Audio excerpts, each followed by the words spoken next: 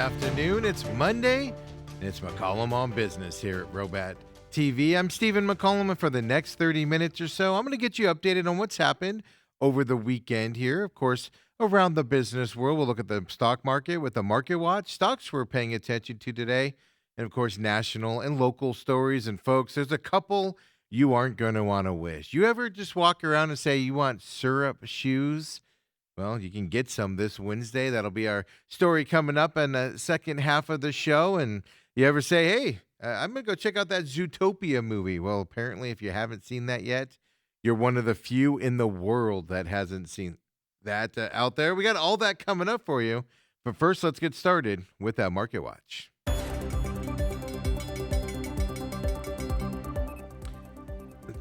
Monday's finishing, or starting, I should say, just like Friday finished here. Everything is down here today. The Dow Jones is down 122 points right now, 48,378.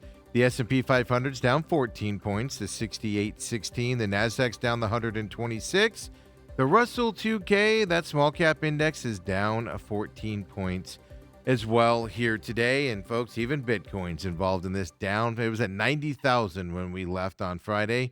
85,746 for Bitcoin here on this Monday. So, lots of news out there in terms of that, but everything that's happening is the AI stocks are all under pressure. We saw that pressure come in last Wednesday or so, and it's continuing here as though, of course, the days have come on here since last Wednesday, Thursday timeframe. When is it going to end? It's not a bubble. It's just an occasional sell-off so far. Hasn't transitioned into bubble mode yet, but definitely AI stocks are pressuring the market down still today. Now, stocks we are paying attention to, we know all the stocks, NVIDIA, everything are trending down here with those AI stocks. So we'll focus on some other areas out there, like, for instance, Zillow Group is our first stock we're going to look at here today. They're down big today, 9.8% down, following a report out there. And that report says Google was testing a new format in which listings would appear directly on their search results. Obviously, if Google isn't pushing people looking for houses to Zillow, that's going to affect Zillow's flow rate and people clicking on their sites for their ads. That's why Zillow's down 9.65% so far here today. And then we're going to look at Abercrombie and Fitch out there. We do have a story in terms of the Christmas season, a study out there coming up in a little bit. But some retailers and several retailers are reporting good sales here so far. And Abercrombie and Fitch is up 6.57% today. They were up last week just by itself last week, 18% up last week. The stock appears to be a beneficiary of the underlying market rotation out of tech and then into other parts of the market, right? When people sell their AI stock because they want to take those capital out and it's kind of, selling off the market, well, they got to put that money somewhere. And Abercrombie and Fitch seems to be one of those companies people are putting their money into as well. However, from the macro perspective, right, 18% up last week, 6%, 6.59% right now for Abercrombie and Fitch stock. Well, if you want to look at it year to date, if you want to look at the macro level, 20% down on the whole year, even with these gains here last week and today. So this stock has underperformed as people are transitioning money over into Abercrombie and Fitch here as they leave the AI sector of the tech side of things. And then there's a company, iRobot. We'll have more details on this story coming up here as well. Down big today, 73.61%. It's going to be delisted here soon, most likely. Well, they're down this huge amount because they officially declared the bankruptcy over the weekend. We've known this has been coming. They've tried to be sold several times, like Amazon and things to that effect, and nothing has materialized. They signaled in March that they aren't going to survive. Well, that bankruptcy is officially hit here as well. So, interesting enough, in the Chapter 11 process, they do have a buyer, and it's going to be a Hong Kong company called Picea, Picea. They're going to actually acquire iRobot here in this Chapter 11 process coming up. So 73.61% down. If you've had this stock, you should have unloaded it a long time ago. It's been a terribly performing stock. as they've been having these financial problems. We'll talk more in details about iRobot here coming up on a story here in just a couple minutes. Later on, when we come back and look at the stocks here on this Monday, we're going to look back at Tilray. We looked at this stock last week. This is this is a cannabis dealer, I guess you could say, right? One of those stocks. They were all up big last week. We'll check up and do an update on them here coming up. Rocket Lab is one we're going to look at later on as well. SpaceX making some moves. How's that affecting the other the other companies out there that want to get you to space? And then we'll look at Service now as well. Those stocks coming up here later on in the show. But first, let's get right into what happened over the weekend. And, tax time is quickly coming up to us and everything. And the Treasury Secretary was out over the weekend, and it's Scott Bessent, of course. He said American households are going to see, quote, very large refunds, unquote, in the tax filing season early next year. They're putting a lot of the expectations on the big tax funds, tax returns, coming from that one big, beautiful bill that passed over the summer as well. The Treasury Secretary did note that the tax law did include retroactive provisions. Big words, and I'm struggling to say them here today, folks. So basically, the retroactive provisions, meaning that they didn't just start when the bill was signed, they obviously before that, and it's for policies that will impact what taxpayers owe on this year's earnings. That obviously could boost the size of your refund out there. So the tax bill there extended lower tax rates and higher standard deductions implemented under that 2017 Trump tax cut. Those were due to expire at the end of this year, obviously extended with the one beautiful bill as well. So that way, no tax hike coming with that 2017 bill expiring, from there. So if you want to look at specific IRS data, so they're predicting big refunds out there. We'll have to see if they actually come. But IRS data for the 2025 tax filing, well, it showed that as of early April, the agency, IRS, did pay out over $211 billion in refunds and basically comes out to an average of $3,116 per filing. The most recent data, which comes from mid-October after the extension season ended, it showed the total amount of refunds actually rose to $311 billion. $100 billion improvement in refunds in that time frame. The average refund amount, it did decline slightly there to $3,052 was the average at that point. Over 102 million refunds were issued in the 2025 filing season as of October 17th. So they're predicting, they're kind of banking on this in the Trump administration that you'll get some relief here in terms of money back to you from the government coming up here for this tax season on its way. And they're hyping it pretty big right now as well. A lot of people not happy. And we have a story coming up in just a minute about a survey here on the economy and the Christmas time and what it's like to be shopping out there. But first, I want to talk to you about that iRobot, right? That's the company. We showed you the stock down 73% today. Filing for bankruptcy, going to be purchased by a Hong Kong company out there.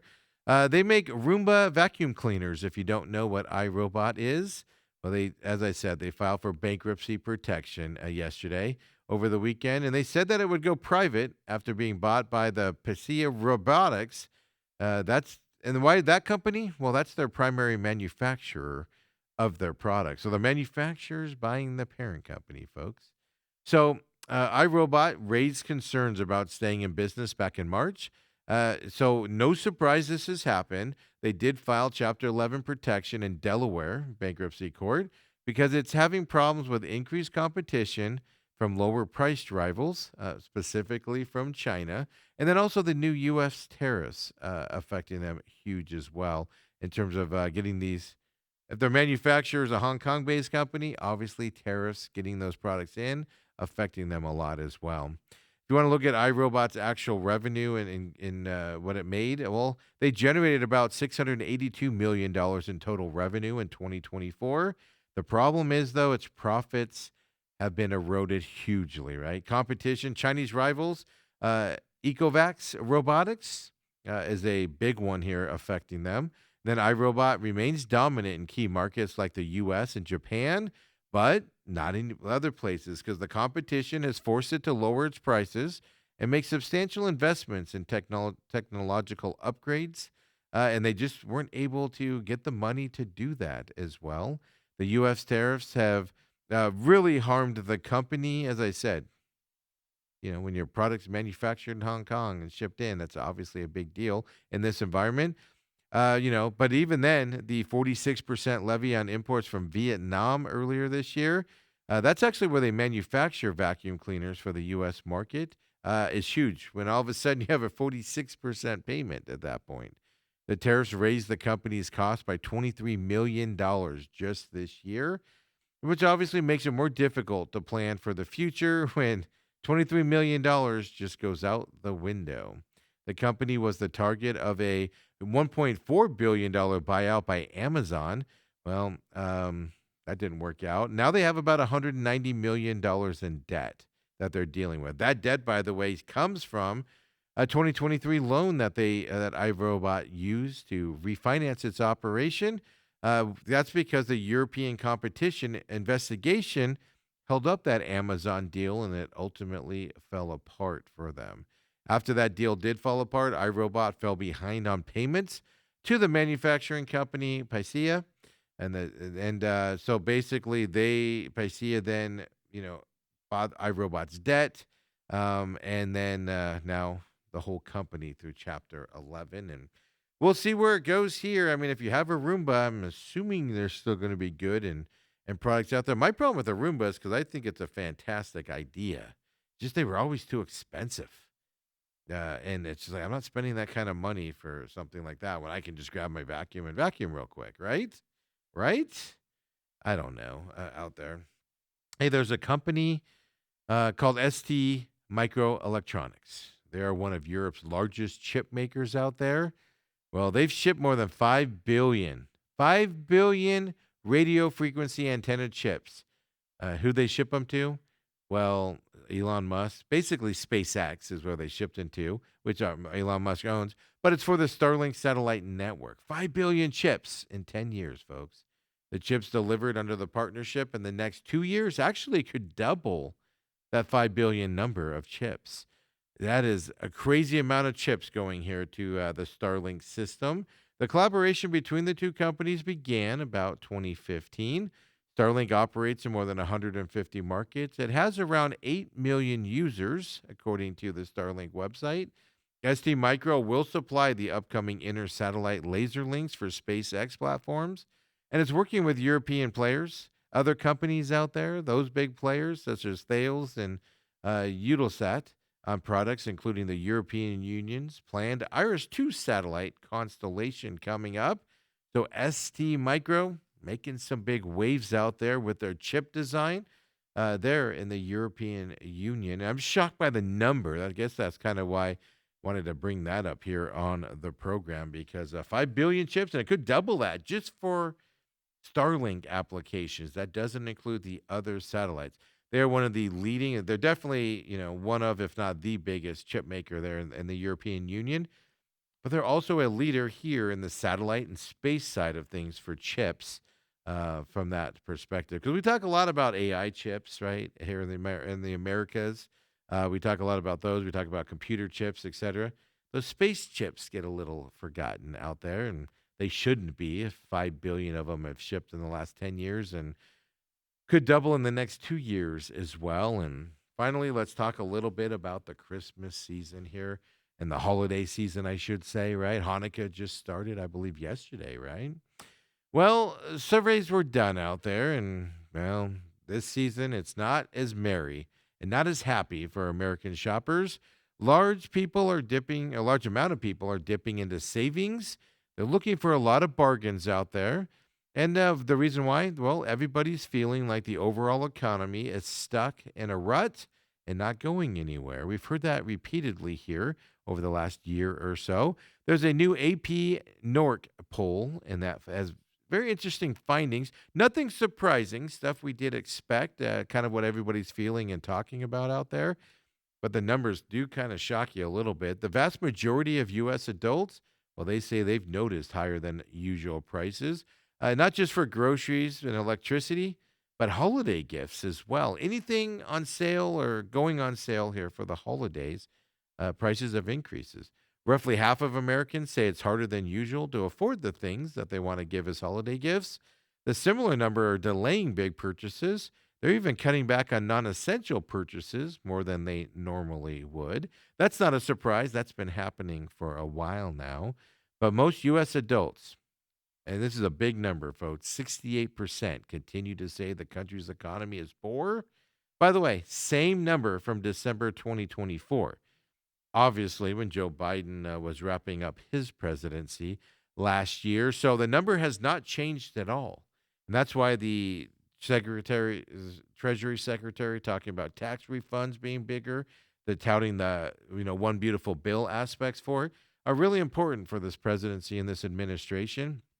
And from the business side of things, to let people know some relief is coming because when that doesn't change in a year, the perception at least, and the reality is things are still too expensive and people cannot do what they want to do out there. And it's gonna be interesting to see, if the tax stuff changes, if it does in fact happen coming up, or what can change to move this economy and get it moving again out there. And hey, did you go see a movie over the last couple weeks? If you did, well, I can guarantee you probably, if I had to guess, saw the second $1 billion film of 2025, specifically the second $1 billion film for Walt Disney Company as well. Zootopia 2 came in at topped $1 billion at the global box office on Friday. It joined the live action remake of Lilo and Stitch earlier this year. They're the only Hollywood made films to cross the $1 billion mark this year. It used to be that 3 or 4 or 5 films would cross the $1 billion mark. Kind of down to these two now. So headed into last weekend, well, Zootopia 2 had actually tallied $232.7 million domestically, $753.4 million from international markets. Whew, this is amazing, the international market that's dominating that. We'll talk about that in just a second, but there was one other film that crossed the $1 billion threshold this year. Obviously, only two in the United States filmmakers, both Lilo and Stitch, and then, of course, Zootopia 2 for Walt Disney. But a Chinese film, Ne Zha 2, well, it collected $2.2 billion since its release in January. And that's according to data from ComScore at that point. So what's the market, international market, driving that $753 billion for Zootopia 2? Well, nearly 450 million of it, so it's over half of it, is coming from China so far. It's a massive figure. And the reason why it's even more impressive is China has decreased the number of American films that it does allow to play in its theaters. It's even threatened to restrict even more of them as well, obviously, around the tariff situation. It's kind of where that came into it. So that number is huge for the China market. And it's driving it, obviously, to that $1 billion mark. Zootopia 2 had the highest animated opening of all time for a non-local title in China.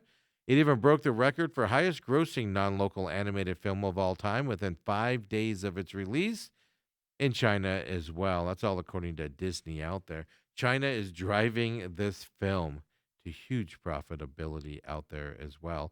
There's a transition happening in domestic theatrical marketplaces out there, and I find this fascinating. PG-rated family films, they've outperformed PG-13 and even R-rated films at the box office here in 2025. It's not a shocker R-rated films get outdone. R-rated films are very obviously restrictive because you cut the audience size down.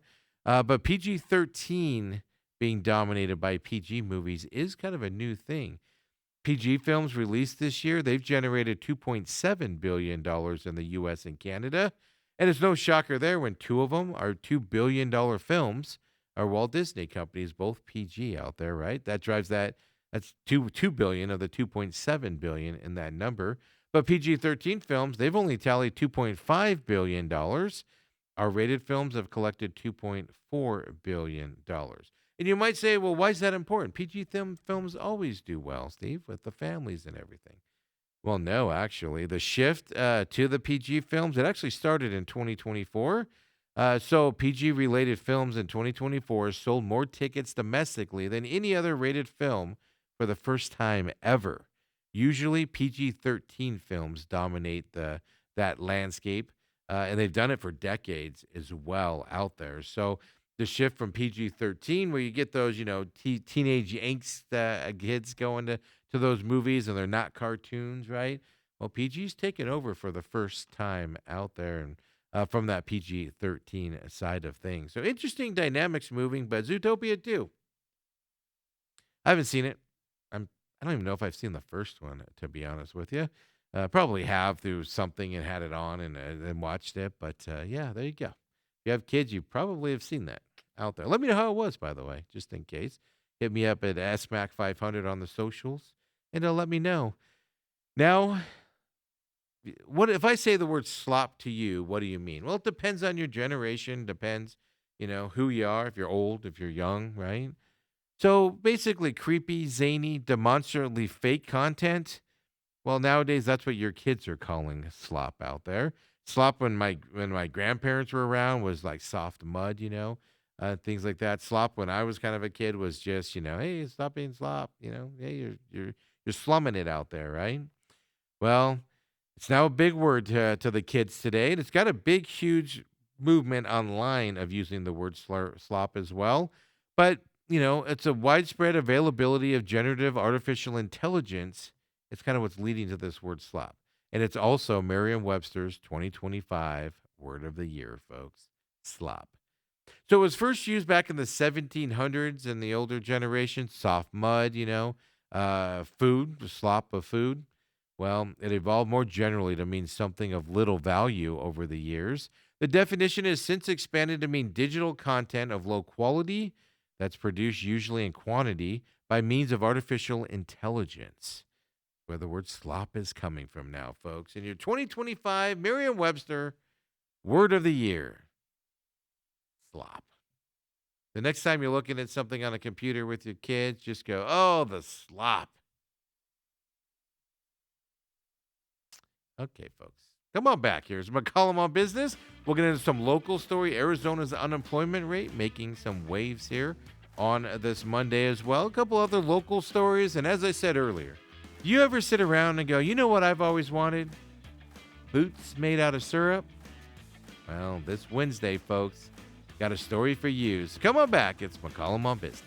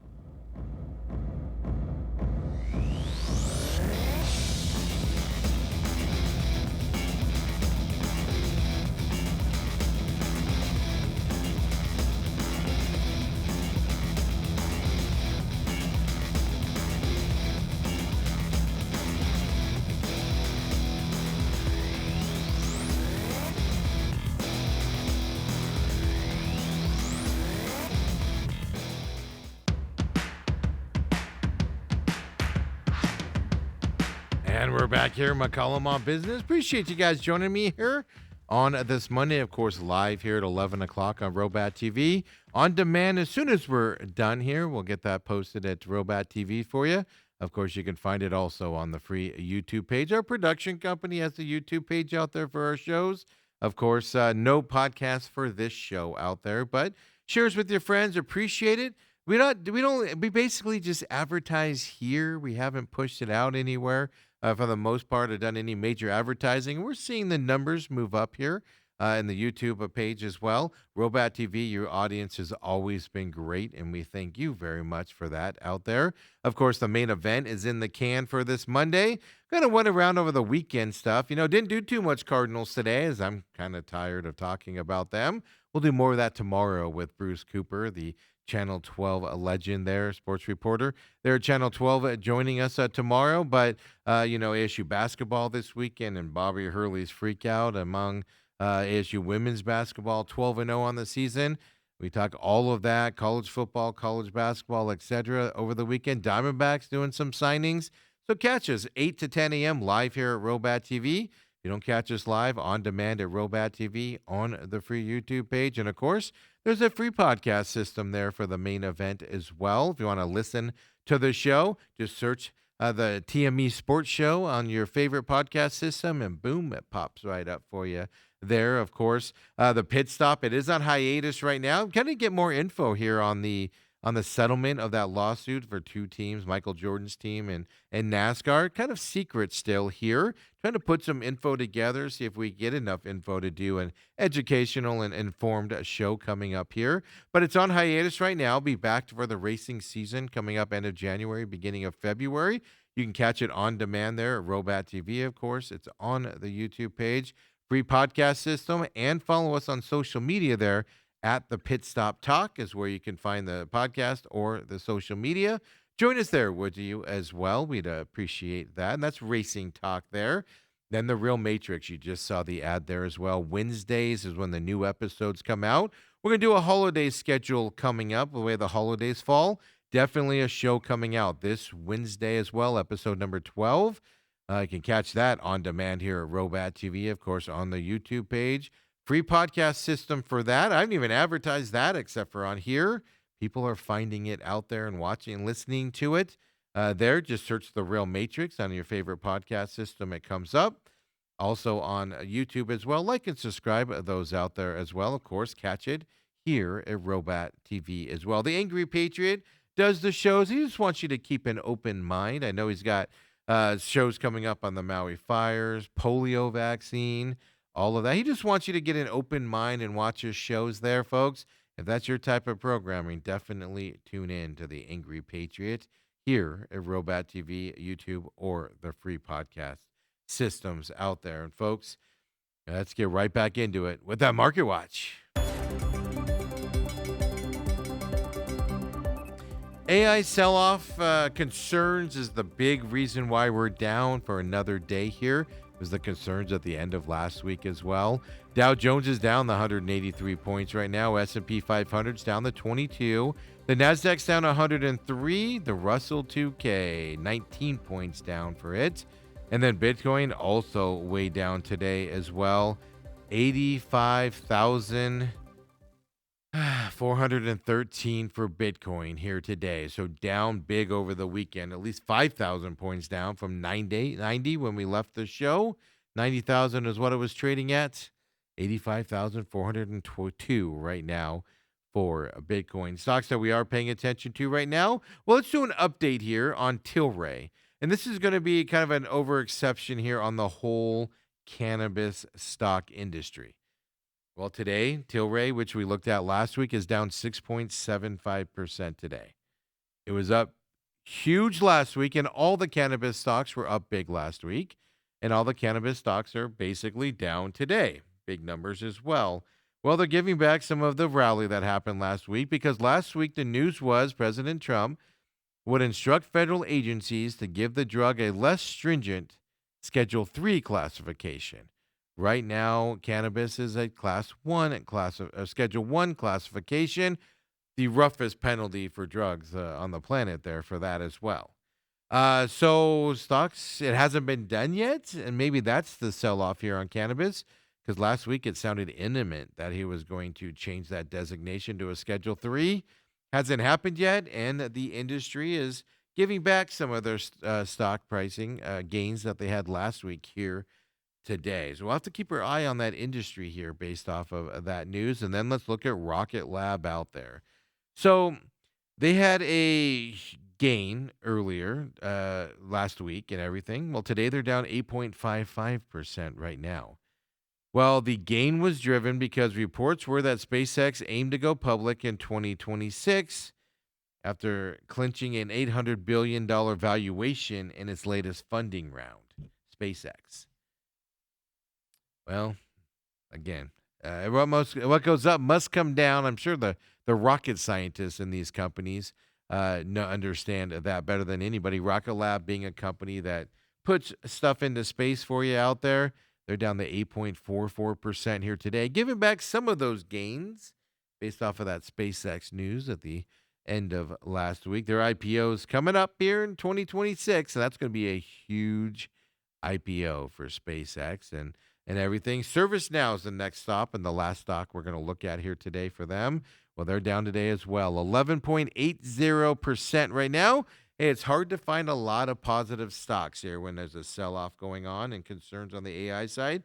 We found some in that first segment, of course, but Bloomberg News came out and they cited people familiar with the matter. They said that the software platform here, ServiceNow, has engaged in talks to acquire cybersecurity firm Armis, and they're in discussions to talk to them to buy them for $7 billion.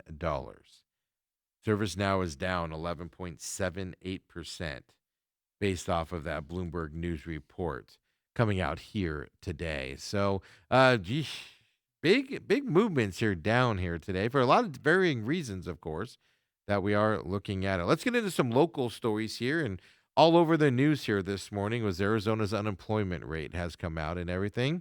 And we now know that it hit 4.2% in September. That was up 0.4% from a year ago in September 2024. But the state has added over 37 jobs in that same time frame. So jobs are still being added. People are losing some jobs out there. Remember Intel doing a lot of layoffs, things to that effect. Annual job gains were recorded in 8 of Arizona's 12 major industry sectors. Healthcare and social assistance led those industry sectors with the gains. Professional and business services was next. Leisure and hospitality, and then financial activities, also a gain as well.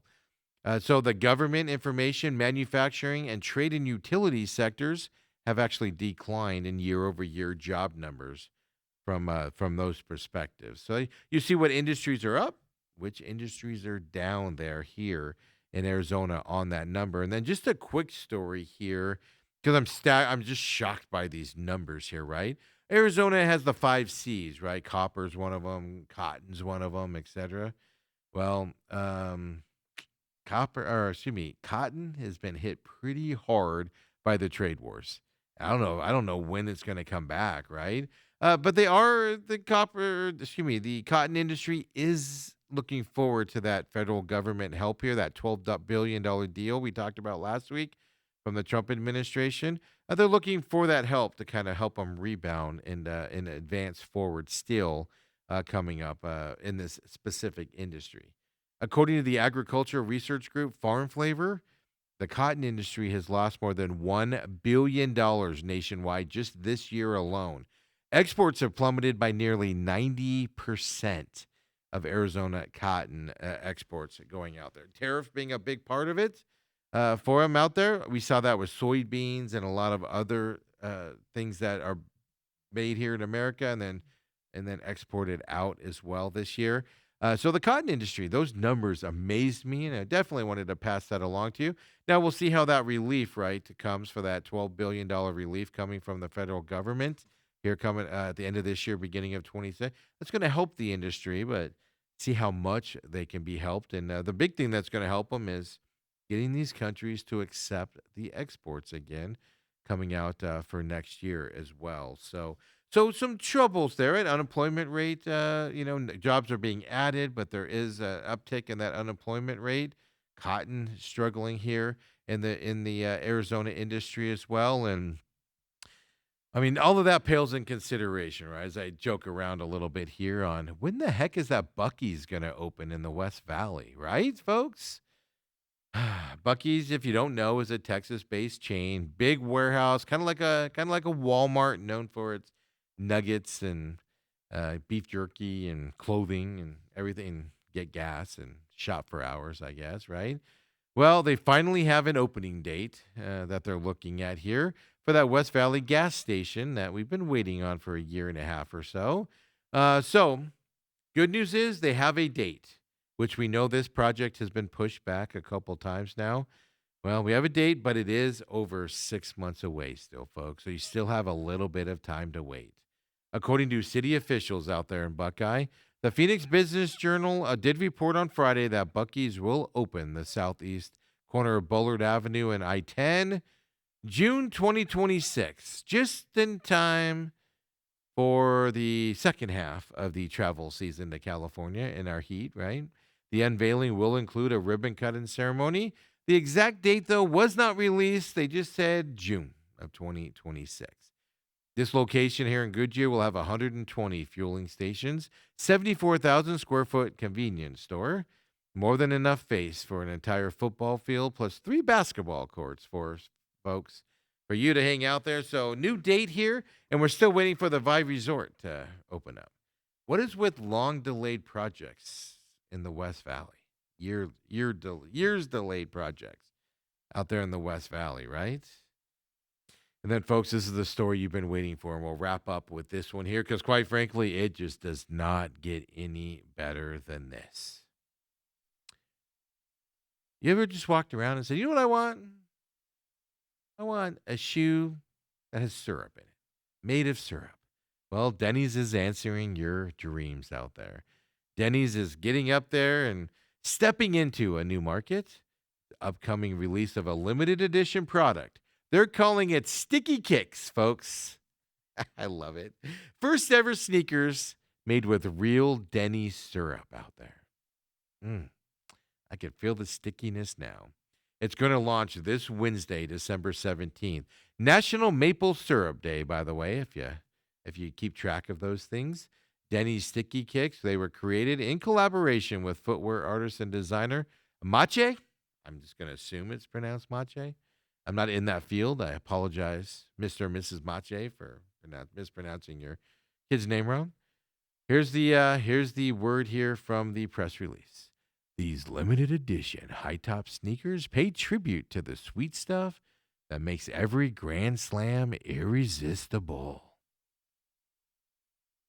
Yeah, so they said in a news release, folks. Each pair of Sticky Kicks features a clear and sealed panel, and it displays real Denny's syrup inside, making them equal parts diner art and streetwear statement. What statement are you sending wearing those shoes? You're diabetic? Additionally, the sneakers were designed with syrup-colored patent leather, tumbled yellow accents, and the Denny's logo embossed on the heel. Nothing says I'm cool like the Denny's logo. Denny's Sticky Kicks are going to drop December 17th, 12 p.m. Eastern Time, 10 a.m. our time. Folks, they're going to go quick. Get them at dinnerdrip.com. Due to the sneakers' bespoke design and limited run, only a select few fans will be able to purchase the sugary status symbol. According to Denny's, yes, this is it's going to be hard to come by ones. First access will be granted to Denny's Reward members. They'll receive a special code to unlock the site, and then you can place their order an hour earlier than non-members are allowed to place them. Guests who are not Reward members can still sign up before the drop, and maybe you'll get them out there. Sticky Kicks will be available in adult men's sizes 8 to 13, and they're going to retail for $195. The company, why? Why are they so much? The company's warning customers not to puncture their shoes or eat the syrup from the shoes for any reason. And why do they not want you to puncture it and use the syrup and eat it? Well, because as they say, drips are for style only. Folks, I appreciate you joining me here on this Monday edition of McCollum on Business. Remember, drips are for style only. We'll see you tomorrow, folks, 11 o'clock here on McCollum on Business.